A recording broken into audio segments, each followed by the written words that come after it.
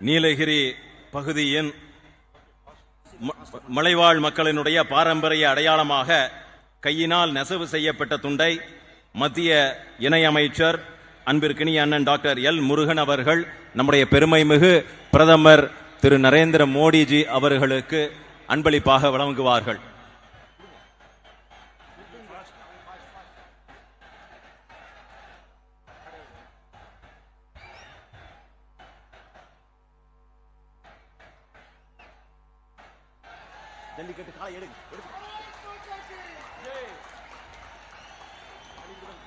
அப்படி அந்த கொண்டு